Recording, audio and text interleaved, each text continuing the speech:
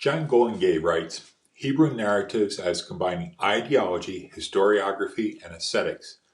They aim to inculcate a worldview and to relate history, but they use the conventions of art to do so. They are more than history, but not less than history. And that's in his book, Models for the Interpretation of Scripture. And I think it's a good introduction to this whole concept of narratives. Now, the goal of this video is to examine the way in which narratives function and how we go about analyzing a narrative passage, since it's very different than interpreting a didactic passage like, say, Romans. Therefore, there's two aspects to interpreting a narrative that we're going to look at. The first is the aesthetic dimension, the world and story that gets projected from the text.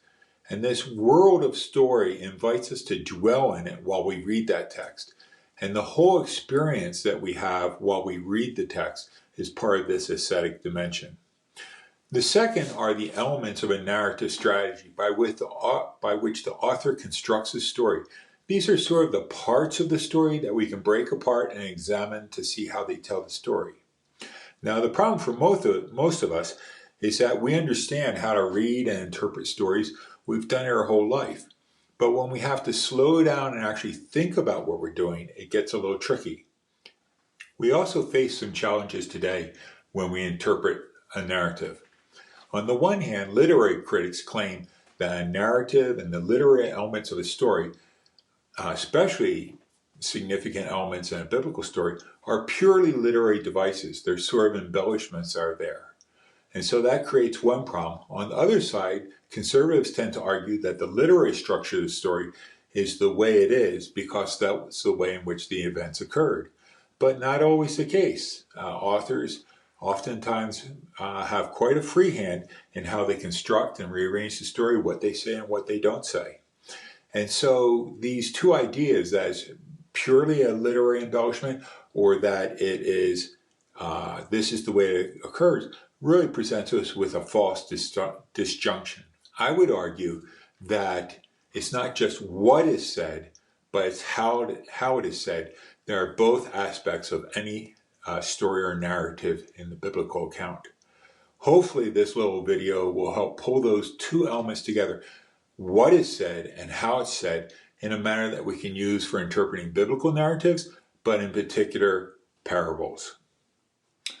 One final point, with my last video on the synoptic relationships, I tried to insert sort of small little cutouts of this type of video while I was doing the PowerPoint, and it really didn't work, so I'm not going to do it that way. And besides, you probably want to see my clever little stick drawings a lot more than you want to look at my mugshot.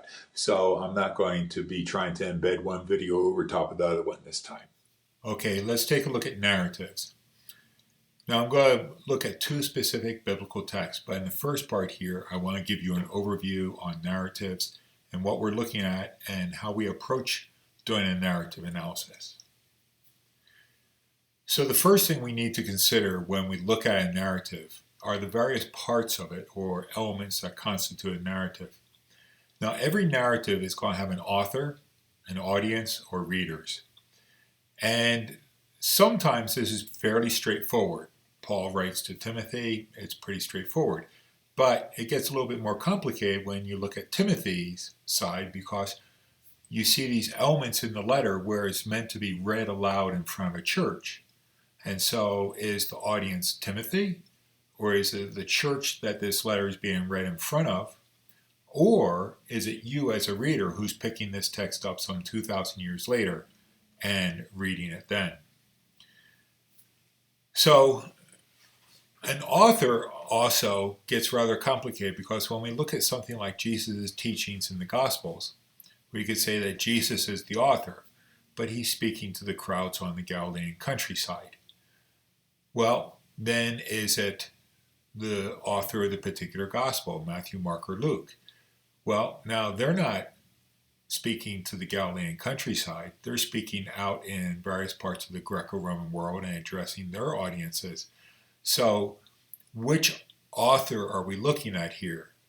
Jesus, the original teacher, let's say in the Sermon on the Mount, or are we looking at Matthew as an author who takes and then edits and compiles Jesus' teachings on the Sermon on the Mount?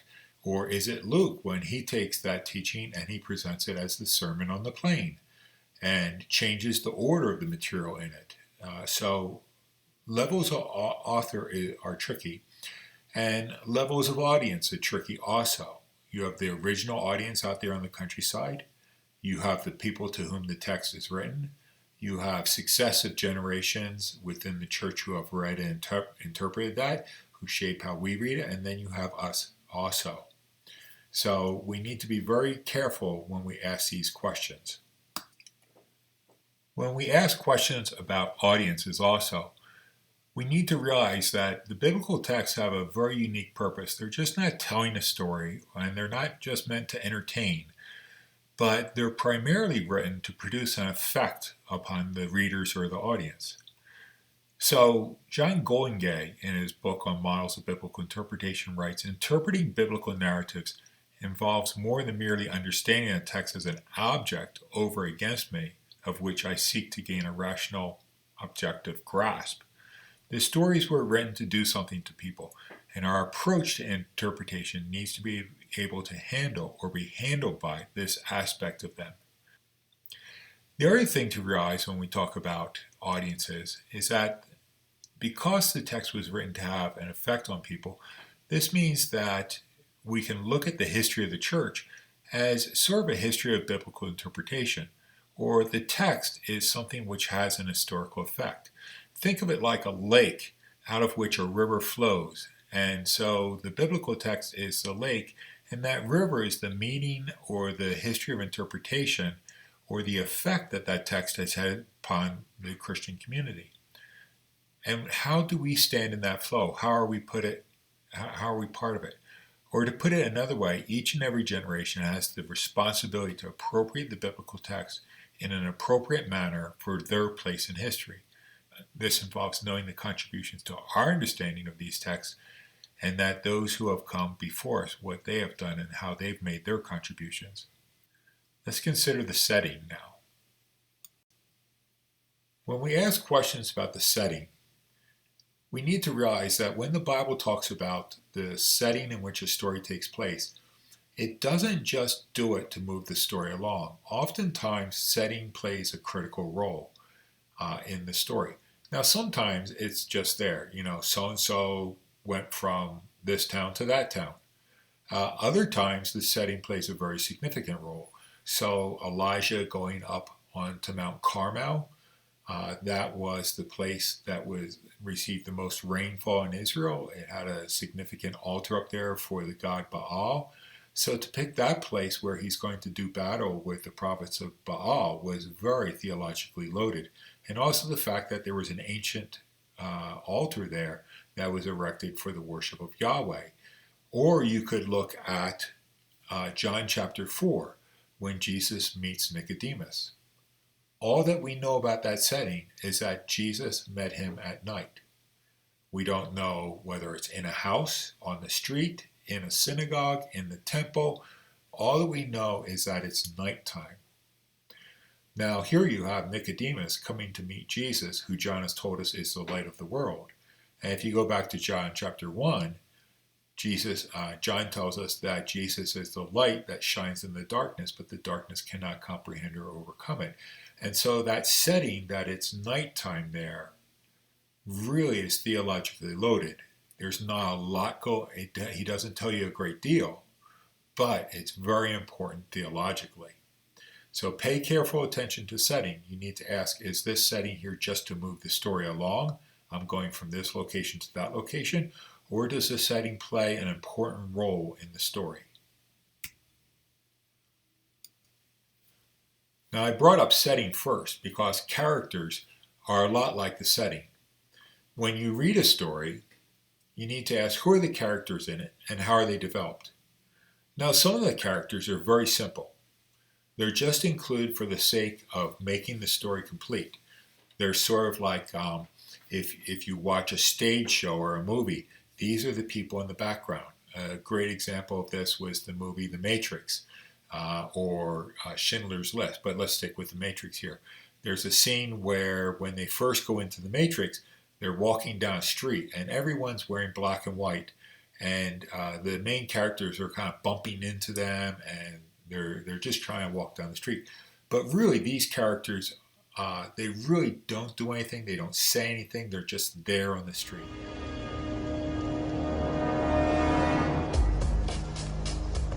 The Matrix is a system, Neo. That system is our enemy. But when you're inside, you look around, what do you see? Businessmen, teachers, lawyers, carpenters. So these are characters just for the sake of telling a story. Now there's more complex characters. In the biblical accounts, what we find is that we learn a lot about their motives, thoughts, emotions, characteristics that make them multifaceted. They become more real, more interesting to us, and these are the people that we want to pay attention to. Now going back to the example of the Matrix, they're walking down the street there, everybody's dressed in gray or black and white, all except for... What do you see? Businessmen, teachers, lawyers, carpenters. The very minds of the people we are trying to save. But until we do, these people are still a part of that system, and that makes them our enemy. You have to understand, most of these people are not ready to be unplugged. And many of them are so inert, so hopelessly dependent on the system, that they will fight to protect it. Were you listening to me, Neo? Or were you looking at the woman in the red dress? Or in Schindler's List, when Schindler is driving down past the concentration camp, and you see all these people in there, and then there's this one little girl in a red dress jacket that captures his attention, and that's what moves him to get involved with rescuing the Jewish people from the Holocaust.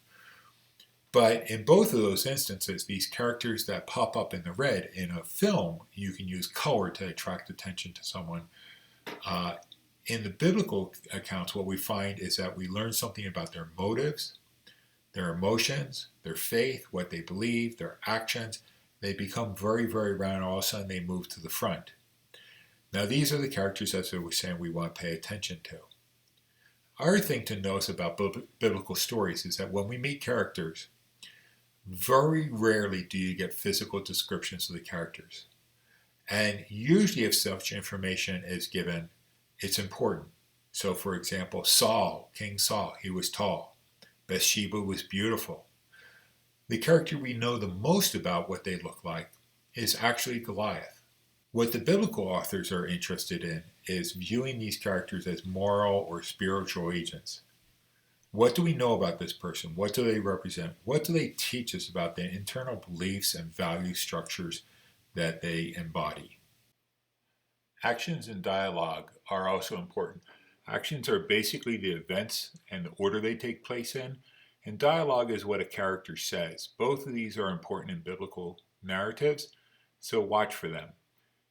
The next two categories I want to consider are repetitions and gaps. Repetitions concerns not just the repetition of like a particular word or a person's name, but it can also concern repetition of themes. So in the discussion with Nicodemus in John chapter 3, this whole idea of the spirit and the wind play off each other. Or if you go over to John chapter 4, water and thirst and drink are all repeated ideas. And it's the repetition of ideas, the sequence and the number of times you get hit by something reinforces a particular idea. Now related to that, or perhaps the flip side, is what we would call omissions or gaps. Not every story can contain every single fact. In fact, it's rather remarkable how little a story contains. The amazing thing about it is that you've been trained since a young child to fill in gaps in a text. Ever since your parents read books to you when you were a little baby, your mind has developed the ability to fill in gaps. So if we go back to the story of Nicodemus, where was he when he met Jesus? Were they outside, inside? Was it just the two of them, or were there other people? How do you picture that scene when you read it? That's your mind filling in omissions or gaps in the story. Now, the hardest thing for you to pick up on is oftentimes your brain works so fast to fill in those omissions and gaps that you don't even realize that they're there. Finally, How the author puts all that together in a story is what we would call emplotment, the order that they put particular things in. Now, it's this order that they put things in, this drawing of a particular narrative plot line, that's really important, because one thing then shapes another as you go along the story. Now, what's really remarkable about narrative emplotment is that it doesn't have to follow the historical chronological order that it actually occurred in. In fact, a lot of times our brains like it better if things are out of chronological order. Think of the various movies you've watched that have really provoked your thought. Memento or Pulp Fiction or Usual Suspects. Now, what I want to look at is sort of what we would call a typical plot line for a typical narrative story. So there's a particular way that the biblical authors tell stories, and it's sort of this truncated pyramid type diagram. At the very start of the story, you have a setting or an introduction of the characters. This tends to be very short in biblical stories. Then the story quickly escalates. You have the introduction of a conflict or a need that's initiated. This usually takes place within the first sentence, maybe 2 or 3 for a longer story. And after that, the story intensifies very quickly. Now, we then reach an issue where you have another turning point, and this is where the story reaches its highest level of intensity. And the biblical authors will hold you there for a long time at what we would call the plateau or the center of the story. Now, this really contrasts to the way we tell stories today. Our typical book or movie or TV show tends to build very slowly. The intensity builds slowly until you reach a climax, a point where all the action and everything comes to a head. Typical of this is the big shootout in a Western, or the fight scene or the chase in a cop movie. We tend to like climaxes. The biblical stories like to bring you up to a plateau and hold you there. And this is really built on the work of Robert Alter and Tremper Longman III, whose work I have in the bibliography at the very last slide. Then we reach another point where the issue begins to be resolved, or sometimes it's resolved altogether. In other words, that turning point there includes the resolution and the complete wrap up of the needs altogether. But just like at the beginning, the resolution takes place very quickly, just as the intensity takes place very quickly. Then we reach a point where everything is fully resolved, and then you have a conclusion or resolution. Now, I want to look at an example of this from Mark chapter 2, the healing of the paralytic man. The setting at the very start is verse 2:1. Jesus has returned to Capernaum, and the author tells us, Mark tells us, that Jesus is at home. And that setting description there of both the village and being at home tells us quite a bit, that this is a warm situation. This is a good setting. Jesus has come back to his sort of family, friends type situation. Then very quickly, by verse 2, we get this turn in that there's this great problem taking place. There's so many people gathered. There's no more room. There's not even room at the door to the house. And so Jesus is having a phenomenal ministry in his house there. But the problem here that there's no more room is what really sets the turning point for this story. And then it begins to intensify. We've got these 4 guys who are carrying their friend, the paralytic, and because they cannot get in the door, see how that they can't get in, there's no more room, has really set the plot for us. It's really launched the need. What they do is they go up onto the roof, they dig a hole in the roof, and then they lower him down into the house. And we see this intensification taking place here. And then at the very top here, our turning point takes place in 2:5, that when Jesus sees their faith, he says to the paralytic, "Now your sins are forgiven." Now I'll show you how this becomes a turning point here in a bit. But this is one of these things that when you're doing it, probably the first 3 or 4 diagrams you draw, you're going to have to constantly keep revising them to figure out what's going on. In the next line, we have the scribes questioning their heart. Why does this man speak like that? He's blaspheming. Who can forgive sins but God alone? Now notice as I'm diagramming this, I'm not only putting the verses and the verse numbers, but I'm doing little stick drawings. I'm taking parts of the verses, stuff like that. the verse numbers so that I know where I am in the story, but also the little symbols help this thing just really jump off the page. It's almost like I'm trying to paint a picture of it. I want something that becomes easily and quickly visible and understandable. And so in this instance, I'm comparing Jesus' vocabulary with the red sort of breakout box with the words of the scribes in the gray breakout boxes here. And then Jesus, perceiving that they're thinking this, asks, why do you question? Why are you questioning these things in your heart? Which is easier, to say your sins are forgiven or to take up your bed and walk? That you may know that the Son of Man has authority on earth to forgive sins, he said to the paralytic, I say to you, rise up, pick up your bed, and go home. Now, remember at the very beginning in verse 2:5, I said that this becomes the turning point on the top, and I was going to show you where this takes place. One of the ways you can see this is in 2:5, he speaks to the paralytic. He says, your sins are forgiven. And then to 11, he speaks to this man again. He says, I say, rise up, pick up your mat, and go home. And so you have Jesus speaking to the paralytic.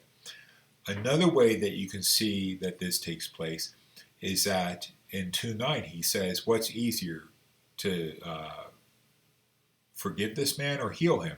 And these are the two statements that we have on bracketing then. So you have sort of repetition and it's bookended on each end.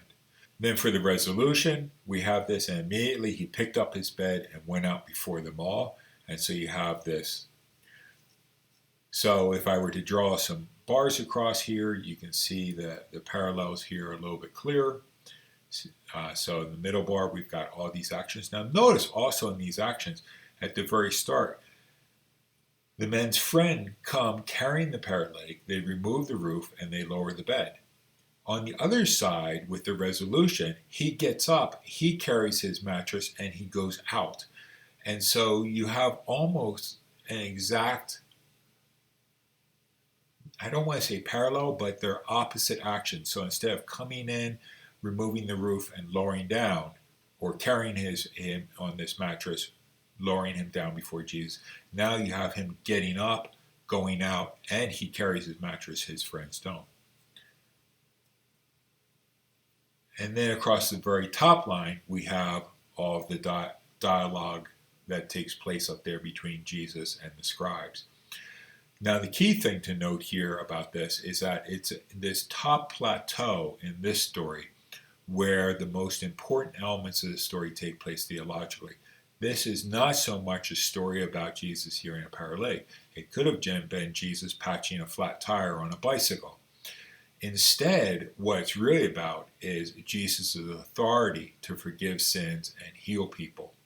This is a Christological story.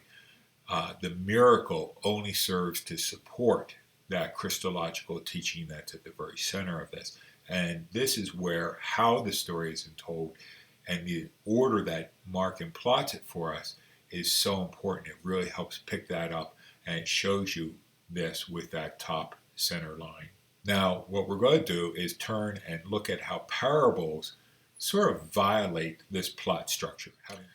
So let's go back, and we're going to start all over, and we're going to look at a plot line, but this time we're going to look at the story of the parable of the Good Samaritan. I'm not going to complete it. I'm not going to give a complete narrative analysis of the Good Samaritan at this point. I just want to show you how some of these work out and how they're structured. So the setting for the story or the parable of the Good Samaritan starts off with a lawyer standing up, and he puts Jesus to the test. And he asks the question, what must I do to inherit eternal life? And Jesus then asks them, how do you read it? The lawyer replies with the Shema, you shall love the Lord your God with all your heart, mind, soul, and strength, and your neighbor as yourself. Jesus then replies, bingo, you got it. This is great. I agree with you. But the lawyer, wanting to justify himself, asks, who is my neighbor? So these are the story. This is what introduces the parable. This is the setting for this whole thing, this dialogue between Jesus and the lawyer. So Jesus then tells him the story of the Good Samaritan. Verse 30a, Jesus replies to that, and immediately this jumps up.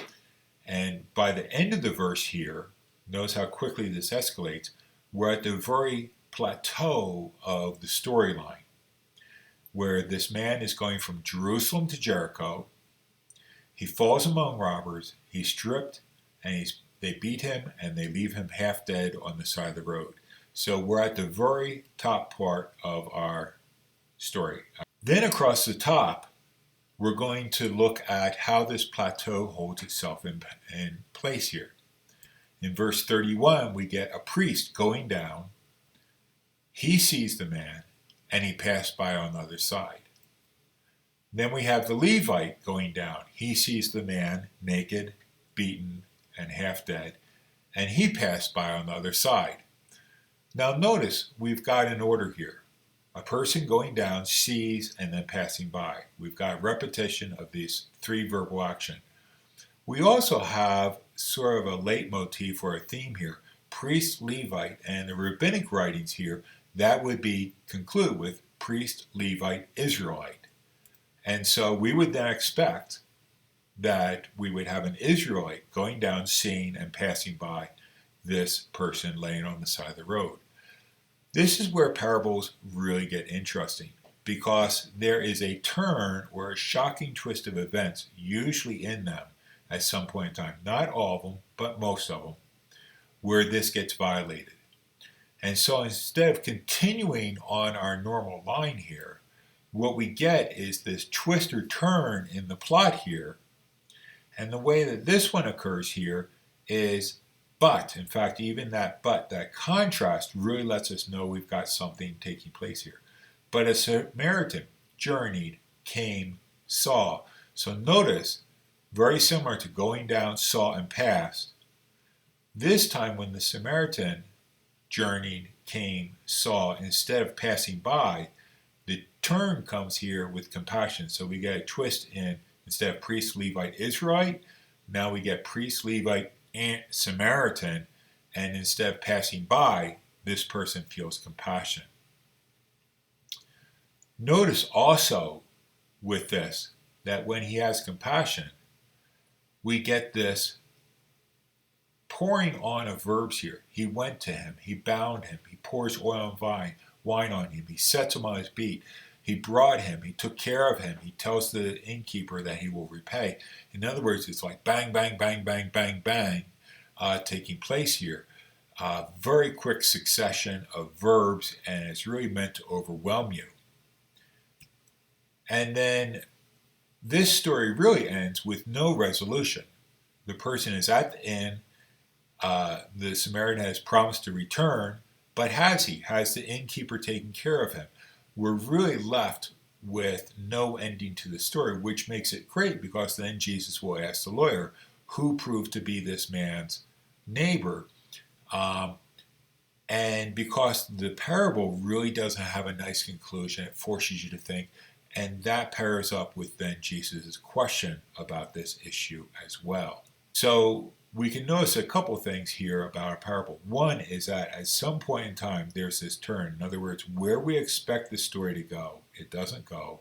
And then the second thing is it really forces you to think. Third thing, like a typical narrative plot, we can look at quite a few things. We have priest, Levite. This would then expect us up for Israelite, but no, we get a strong contrast with Samaritan. In contrast to a lot of other biblical stories, I was telling you that the other biblical stories are very, very short on descriptions of characters. Parables really push that to extreme. The characters, the people, the things that we meet or hear about in parables are really told in their most skeletal form. So the very start of this story, it talks about a man going down. Well, who is this man? How is he going down? Does he have beasts of burden with him? Is he, as I like to think, zipping down from Jerusalem to Jericho on that 17-mile downhill route there, bombing it on a bicycle? Is he walking? Is he in isolation? Is there a group? Is he Jewish, Roman, Samaritan, Greek? We know nothing at all about this person, all except for he is a certain man. That's it. And then the same thing with the priest, the Levite, and the Samaritan. We know nothing at all about them as to how old they are, why they're traveling on that road, or anything like that. So we get these very, very skeletal descriptions of characters, events, and people within a parable story. By way of summary, we need to remember that when we're looking at a narrative, we're looking at authors, audiences, readers, settings, characters, action, dialogue, repetitions, and then the way that the author puts all these together, the plot that they put them in.